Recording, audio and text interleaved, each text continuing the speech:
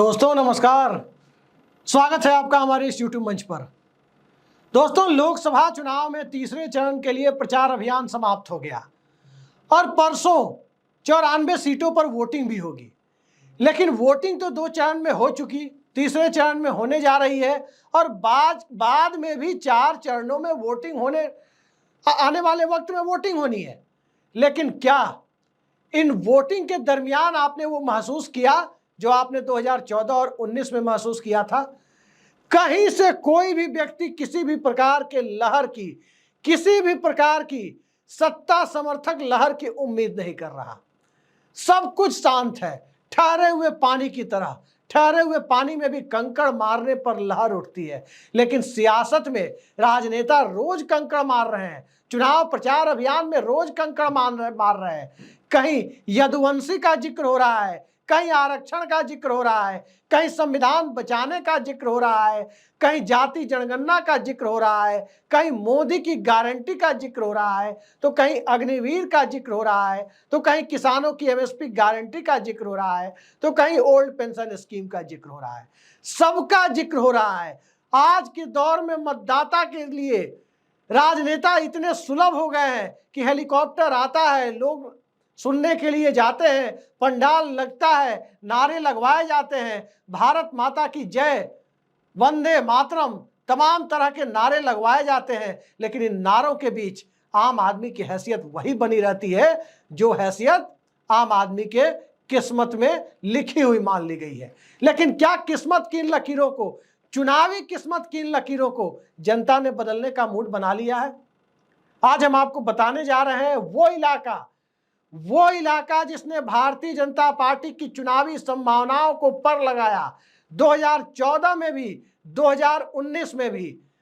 हम 2019 के आंकड़ों को ही सामने लाते हैं, उसी डेटा पर नजर डालते हैं। तो आज जहां हम चर्चा कर रहे हैं, ध्यान रखिए, 171 लोकसभा सीटें हैं, 171 सीट्स, 5 राज्य। और ये 5 राज्य भारतीय जनता पार्टी के लिए एटीएम कहे जाते हैं। जी हां, इन 5 राज्यों पर नजर डालें तो 171 सीटों में से 152 सीटें बीजेपी प्लस को, लेकिन उस प्लस को केवल 3 सीटें, और 149 सीटें भारतीय जनता पार्टी के हाथ लग गई थी। 2019 की बात करें तो 2014 का आंकड़ा तो और भी ज्यादा था। लेकिन हम 19 की ही बात करें तो इन 149 सीटें या 152 सीटें जो बीजेपी प्लस को मिली, क्या इस बार हालात यही है? विपक्ष के जिम्मे जो केवल 19 सीटें गई थी, क्या इस बार 19 सीटें मिलने के ही हालात हैं? आज की तारीख में जो माहौल बना हुआ है, उस माहौल में आप कह सकते हैं कि विपक्ष यहां 50 का आंकड़ा क्रॉस कर रहा है। और 50 का आंकड़ा इन 171 सीटों वाले 5 राज्यों में विपक्ष क्रॉस कर रहा है, तो आप अंदाजा लगा सकते हैं कि भारतीय जनता पार्टी 120 के आसपास या उससे भी नीचे सिमट रही है। अब 50 का आंकड़ा विपक्ष यही क्रॉस कर ले, भारतीय जनता पार्टी 120 के आसपास यही सिमट जाए, तो देश के दूसरे राज्यों में ऐसे हालात हैं नहीं कि वहां से उसे 80 सीटें भी मिल पाए और वो 200 के आंकड़े तक पहुंच जाए। मैं बात कर रहा हूं उत्तर प्रदेश की, 80 सीटें, छत्तीसगढ़ 11 सीटें, मध्य प्रदेश 29 सीटें, राजस्थान 25 सीटें और गुजरात 26 सीटें। 171 सीटों का जोड़ बनता है इन सबको मिलाकर। और जब 171 के आंकड़े पर भारतीय जनता पार्टी 150 प्लस का आंकड़ा हासिल करती है, तो आप अंदाजा लगा सकते हैं कि कितना मजबूत गढ़ है। सही मायने में मोदी लहर के दर्शन इस देश में किसी को होते हैं तो इन्हीं इलाकों में होते हैं। लेकिन इसमें यदि उत्तर प्रदेश को माइनस कर दें तो नरेंद्र मोदी के पहले के दौर में भी भारतीय जनता पार्टी यहां अच्छा प्रदर्शन करती रही है। हाँ, मोदी के दौर में यहां 100% सफलता की दर भारतीय जनता पार्टी ने हासिल की। मसलन गुजरात में 26-0, राजस्थान में 25-0, छत्तीसगढ़ में 11 में 9, मध्य प्रदेश में 29 में 28 और उत्तर प्रदेश में 80 सीटों पर 80% यानी 64 सीटें। आज उत्तर प्रदेश में क्या हालात है? आज उत्तर प्रदेश में हालात ये है कि लखनऊ दिल्ली पर नजर गड़ा के बैठा है कि कब दिल्ली की गद्दी खाली हो और कब लखनऊ से दिल्ली का सफर तय हो। दिल्ली लखनऊ को सत्ता से हटाना चाहता है, दिल्ली लखनऊ में अपने आदमी बिठाना चाहता है, लेकिन वोट बैंक बिदकने का डर है कि एक जाति विशेष का वोट बैंक अगर लखनऊ को 4 जून के पहले या 1 जून की मतगणना के पहले छेड़ दिया गया तो एक जाति विशेष का, एक समुदाय विशेष का वोट बैंक रिएक्शनरी हो सकता है, वो भाजपा से दूर जा सकता है। वो रिस्क नहीं ले रहा आज, लेकिन क्या आज से 1 महीने बाद वो रिस्क लेने की स्थिति में नहीं होगा?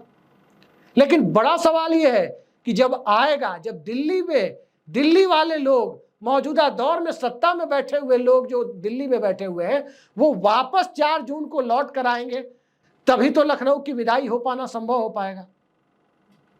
आज की तारीख में जब तक दिल्ली वाले सत्ता में नहीं आएंगे, जो दिल्ली में बैठे हुए हैं, उनकी पुनर्वापसी नहीं होगी, तब तक लखनऊ वाले की विदाई की पटकथा नहीं लिखी जाएगी। और जब उनकी वापसी हो जाएगी तो लखनऊ का प्लॉट तैयार होता हुआ दिख सकता है। इसी रस्साकसी में उत्तर प्रदेश की सियासत में बीजेपी का स्लाइड 64 से नीचे जाकर, यानी भाजपा प्लस की सीटों की संख्या 64 से नीचे जाकर वो 40 पर गिरेगी, 35 पर गिरेगी, 45 पर गिरेगी, 50 पर गिरेगी, कोई नहीं जानता कहां गिरेगी, लेकिन गिर रही है, ये बात तय है। अखिलेश यादव के सामाजिक समीकरणों को देखें तो काफी चीजें स्पष्ट हो जाती हैं। और उत्तर प्रदेश में सत्ता जो गिरती हुई दिखाई दे रही है, सत्ता का आंकड़ा, सीटों का आंकड़ा जो गिरता दिखाई दे रहा है, उसको यदि विधानसभा चुनाव से कंपेयर करें, मैं खुद विधानसभा चुनाव में उत्तर प्रदेश गया था, आम लोगों से बात की थी, 2 चीजें सामने आती थी। पहली बात जो सामने आती थी वो ये कि उत्तर प्रदेश की सरकार से वोटर में नाराजगी बहुत थी, लेकिन जब बात आती थी कि क्या मुख्य मुकाबले में खड़ी समाजवादी पार्टी, अखिलेश यादव की पार्टी, क्या उस पार्टी के साथ वो नाराज मतदाता जाएगा, उस पर आमतौर पर ज्यादातर वोटर चुप्पी साध लेते थे। और तभी यह एहसास होने लगा था कि शायद उत्तर प्रदेश मौजूदा सत्ता को, लखनऊ की सत्ता को न चाहने के बावजूद भी लखनऊ की सत्ता की वापसी करा सकता है। पूरी तरह से पक्के तौर पर कह पाने की स्थिति में कोई नहीं था, लेकिन भाजपा का साथ छोड़ने को तैयार वोटर सपा के साथ जाने में हिचक रहा था, जिसका नतीजा यह हुआ कि अच्छे खासे वोट लाने के बावजूद समाजवादी पार्टी सत्ता परिवर्तन नहीं करा पाई। डिसाइडिंग फैक्टर उसके साथ नहीं जुड़ पाया, कारण एक कथित समुदाय विशेष की कथित दबंगई, एक समुदाय विशेष की जो कथित दबंगई है, उससे लोग नाराज थे। लेकिन ध्यान रखिए, इस फैक्टर को यदि 2015 के बिहार चुनाव से देखें, वहां भी यही मामला राष्ट्रीय जनता दल के खिलाफ आता है कि एक समुदाय विशेष की कथित दबंगई से आम वोटर, पिछड़े वर्ग का वोटर जो नाराज होता है, वो अंततः उधर जाना नहीं चाहता और नीतीश कुमार को वोट दे आता है। कई चुनाव से हो रहा है, 20 साल से हो रहा है। लेकिन जब नीतीश कुमार और लालू यादव 2015 में साथ थे और चेहरा मुख्यमंत्री के तौर पर नीतीश कुमार का था, तब उस वोटर के अंदर का डर दूर हो गया था और वो खुशी खुशी उस वक्त के महागठबंधन के साथ लालू नीतीश गठबंधन को 3/4 बहुमत दे आया था, 3/4 मेजोरिटी।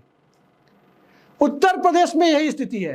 राहुल गांधी इस गठबंधन के चेहरा बने हुए हैं और जो वोटर भाजपा का साथ छोड़ना चाहता है, उदाहरण के तौर पर दूसरे नॉन डोमिनेंट ओबीसी या डोमिनेंट ओबीसी, मसलन कुर्मी, मौर्य, कुशवाहा, सैनी, लोध, या फिर जो अति पिछड़े समाज के राजभर, पाल, धनगर, ये सारे समुदाय के लोग जो साथ छोड़ना चाहते हैं, अब उन्हें लग रहा है कि अब यहां समुदाय विशेष की दबंगई की, कथित दबंगई की चिंता नहीं करनी है, क्योंकि ये लखनऊ का चुनाव नहीं, दिल्ली का चुनाव है।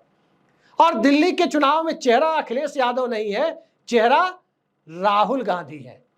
तो जब राहुल गांधी चेहरा है तो यहां भी वही फैक्टर जो 2015 में नीतीश फैक्टर के रूप में बिहार में दिखा, उत्तर प्रदेश में यह दिखाई दे रहा है कि नॉन डोमिनेंट ओबीसी या डोमिनेंट ओबीसी का एक बहुत बड़ा तबका, प्रभुत्वशाली या गैर प्रभुत्वशाली पिछड़े वर्गों का एक बहुत बड़ा तबका जो भारतीय जनता पार्टी के साथ चुनावी हिंदुत्व के फोल्ड में खड़ा हो गया था, वो अब बीजेपी के विरोध में खड़ा होता दिख रहा है। हर जगह संविधान बचाओ, आरक्षण बचाओ, जाति जनगणना, अग्निवीर, सब मुद्दे आ रहे हैं। और जाति जनगणना का मुद्दा ओबीसी का इतना जज्बाती मुद्दा है जिसका कोई काट भारतीय जनता पार्टी या संघ के पास, आरएसएस के पास नहीं है। नरेंद्र मोदी, अमित शाह या योगी आदित्यनाथ के पास नहीं है। तो उत्तर प्रदेश की स्लाइड दिल्ली और लखनऊ के झगड़े में इन सारे मुद्दों के साथ कहां गिर रही है, आप खुद अंदाजा लगा सकते हैं। रही बात छत्तीसगढ़ की, हो सकता है स्थिति यथावत रह जाए, लेकिन बात मध्य प्रदेश की हो तो 5, 7, 10 सीटें कम हो सकती हैं। दिग्विजय सिंह भावुक अपील कर रहे हैं, कमलनाथ अपने बेटे के लिए जी जान लड़ा रहे हैं, और कुछ सीटों पर तो जनता चुनाव लड़ती दिख रही है, मसलन बुंदेलखंड और बघेलखंड इलाके में। कुछ दूसरे इलाकों में भी यही स्थिति है। और इसके आगे जाकर देखें तो राजस्थान की तो पूछिए ही मत। राजस्थान में जिस तरह से चुनाव हुआ है, जाट अलग नाराज, गुजर अलग नाराज, राजपूत अलग नाराज, मीणा अलग नाराज। तो उस परिस्थिति में भारतीय जनता पार्टी के लिए कोटा से लेकर जैसलमेर तक 25 सीटों में कितनी सीटें आएंगी? कोई कह रहा है 12, कोई कह रहा है 15, कोई कह रहा है 18, लेकिन हमें चुनाव तक इंतजार करना चाहिए। गुजरात की स्थिति भी देखें तो भड़ूच की सीट ही नहीं फंसी है।